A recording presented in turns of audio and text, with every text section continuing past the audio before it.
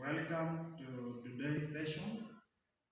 But before we start, let's remind ourselves what we learned in our previous session. We learned on laws of indices, where we say that there are several laws of indices, and among them is multiplication law, division law, negative indices, and zero indices. And today I want us to see application of laws of indices. I want to see application in real life situation. And to understand this, we are going to do several examples that we have here. I welcome you. Let's move on together so that you get to understand more. Now, given a question like this, evaluate each of the following. And the first one is 4 raised to 2x, that is 4 raised to x plus 1 is equals to 4. If you can see this, the first question is an application of multiplication laws of indices. And now we're going to solve it. If the bases are the same, take one of the bases and add the powers. So let's go. Solution.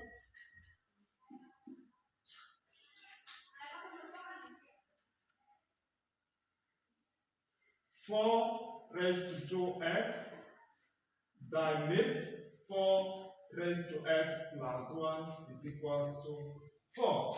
First of all, what is in the right hand side? That is 4. We want to express it in indices form. How can we express this in indices form? This is the same as 4 raised to 1. We know that a number raised to 1 is the same as that number. So we are going to express 4 here is 4 raised to 1. Now, so we are going to say 4 raised to 2x, that means 4 raised to x plus 1 is equals to 4 raised to 1. Now, as you can see, the bases are the same. All the bases are the same. So what we do, just take the powers, equate the powers. You can see this is 4, 4, and 4. So take the powers, that is 2x, x plus 1, and 1. So we're going to say 2x plus x plus 1 is equals to 1. Then from there, class, ensure that you put the like terms together. So this is 2x plus x, 2x plus x, then you have to take this one across. So 2x plus x gives us 3x plus 1 is equals to 1. We need to take this one across so that we remain with 3x. So we say 3x is equals to 1 minus 1. A number 1 minus 1. It's like saying 10 minus 10. 1 minus 1 plus gives us 0. So you say 3x is equals to 0. Now, for us to get the value of x, you divide both sides by 3. So you say all over 3, all over 3. So let's simplify. By 3 here, 1. By 3, 1. So we are remaining with x here. So our x is equals to 0 all over 3. So what is our answer? And now 0 divided by a number. 0 divided by a number gives us what? 0. And divide. So you say x is equals to 0. And that is how to solve a question like that. This is applying the rule or the law of multiplication. Remember we said that in our previous discussion that when it is a multiplication law, you're supposed to add the powers. Make the bases the same, then you add the powers. Now, let's move to the next question. So we are done with the first one. The second one. Again, it is applying the rule of multiplication. This is 3 raised to 4y multiplied by 3 raised to 2y is equals to 9. Now, we need to make the bases the same. As you can see, this is 3, this is 3. We need also to express the base to be 3 here and raised to a power, that is the indices. So, this is how we are going to solve. We say 3 raised to 4y multiply with 3 raised to 2y is equals to, how can we express in terms 9 in terms of 3? This is the same as 3 square. This is the same as 3 square. So you write this way 3 raised to 2. We know that 3 raised to 2 gives us what now? 9. That is how we can express the bases to be the same. Now that we have 3, 3, 3, the bases are the same, you equate and add the powers. You add the powers, then equate to 2. Are you there? So, you are supposed to say 4y plus 2y is equals to 2. We are adding. If it is multiplication, we add the powers. So, it is going to give us, these are like terms, 4y and 2y. They are the same, they are similar. So you add them. It's going to give us 6y. So 6y is equals to 2. What we do to get the value of y? Divide both sides by 6. Divide both sides by 6. So you say all over 6 all over 6. Let's simplify. By 6, 1. By 6, 1.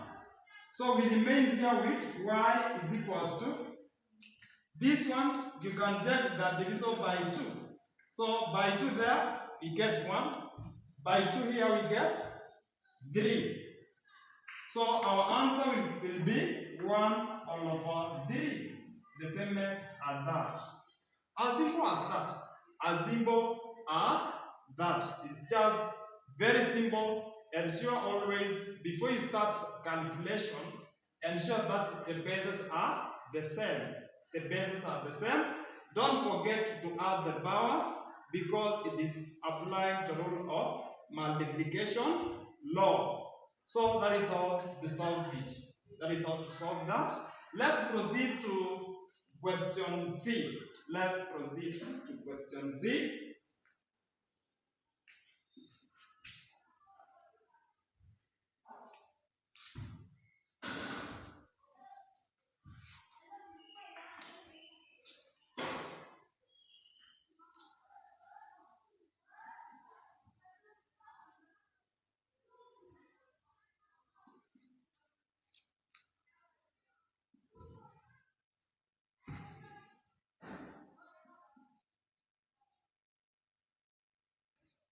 So let's see how we can solve this.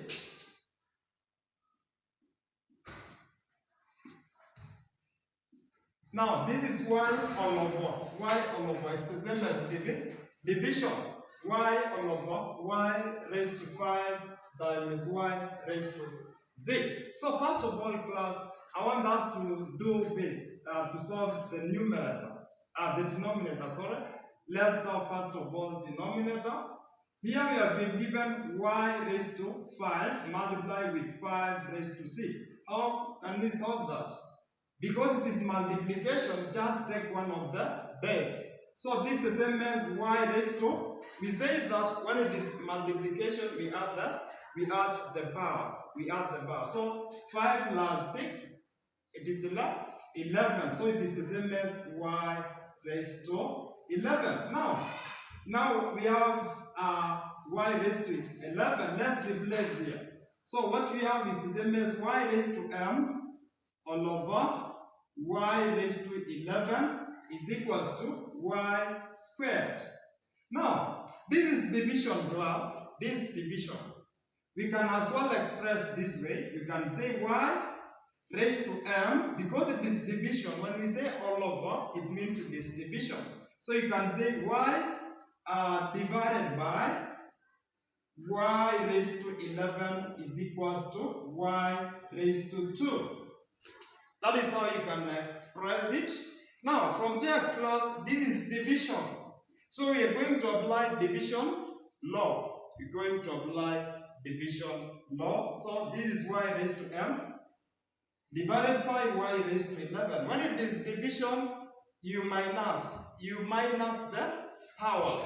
Minus the power. So this is the same as, now that we have all the bases the same, we have all the bases the same, you equate the powers. Equate the powers. So it is the same as m minus 11. M minus 11 is equals to 2.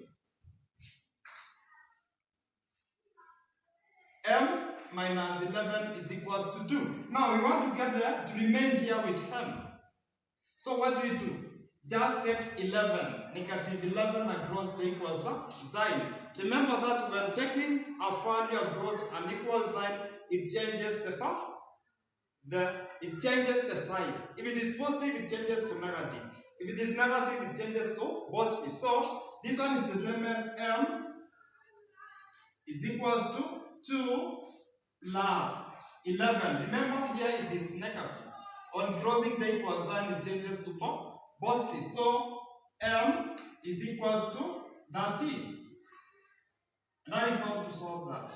So this question is combining, it combines division law and multiplication law.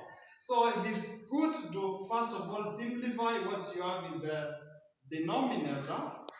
Thereafter you combine. You have y raised to m all over y raised to 11 is equals to y squared, of which when we say all over, it means what? Division. It means division. You are going to divide that. And that is how to solve. I hope all of you have understood that. Then let's proceed to our second last. Let's proceed to our second last. And if you can check keenly, it is almost the same as the one that you have just calculated. So we are going to calculate it the same way. So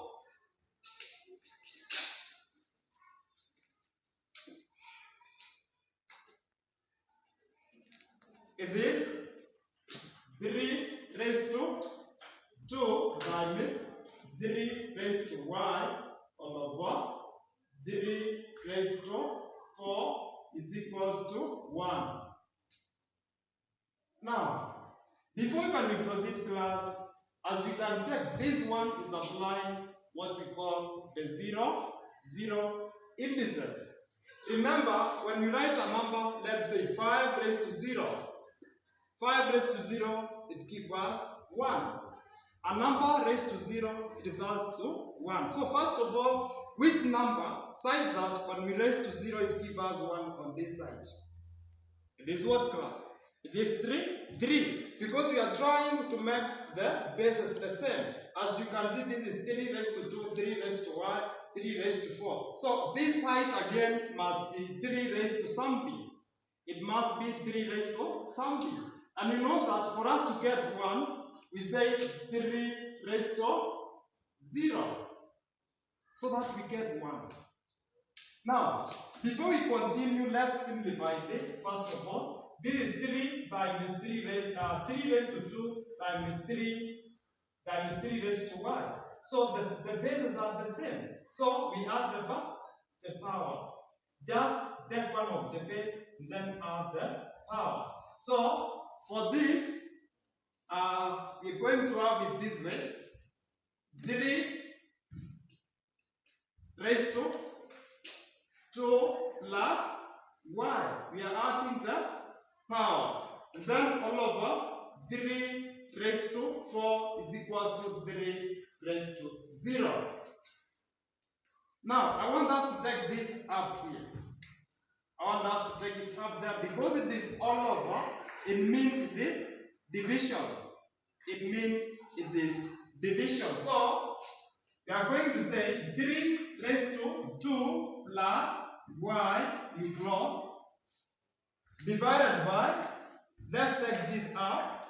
3 raised to 4 is equals to 3 raised to 0 is equals to 3 raised to 0. 3 raised to 4 there.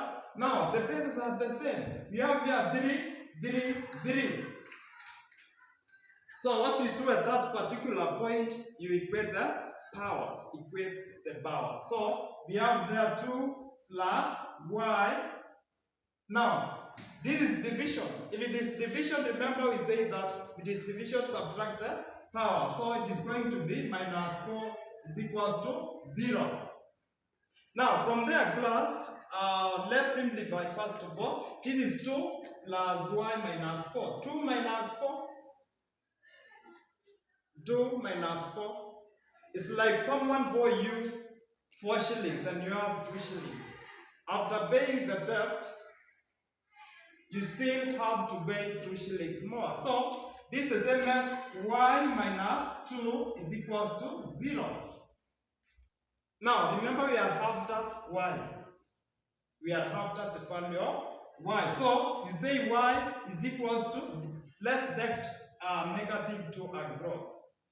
Remember when we're taking a negative value across the equal side, it changes to be positive. So you say y is equals to 2. And that is the answer. That is our answer.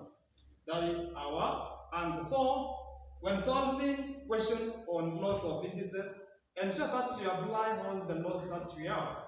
These questions are trying to see if you understand accurately the laws of indices. You have to think about them before you start solving. Look at the law that the question is applying. Okay?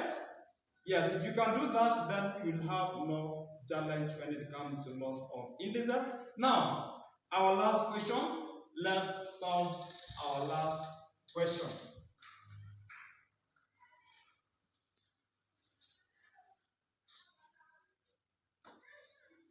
E, that is question E, you have been given to times 5 raised to x is equals to 250. Now, what we should have on the right hand side should be now the bases. The base on the right hand side should be the same as what we have on the left hand side. We should have in terms of 2 times 5 raised to something. So first of all, I want us to use factor tree method to simplify 250. So 250 is simplified by 2. There, it is what? It is 125. 125 by what? By 5 is 25. By 5 is 25. Then by 5 again. By 5 it gives us what? 5. So if you want to write this 250 in index form, it is going to be 2 times 5 times 5 times 5 3 times. So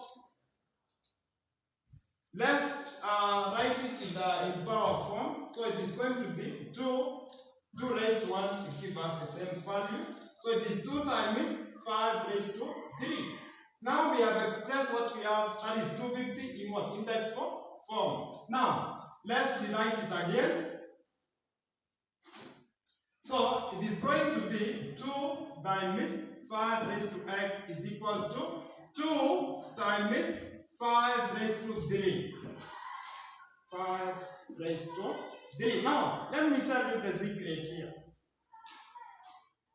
Let me give you the secret here. As you can see, we have here 2, we have 2 there, and 2 on that other side. And what we are after is the value of what? X. So don't waste time with these 2 and 2. Just equate there, because you want to equate those which the bases are the same.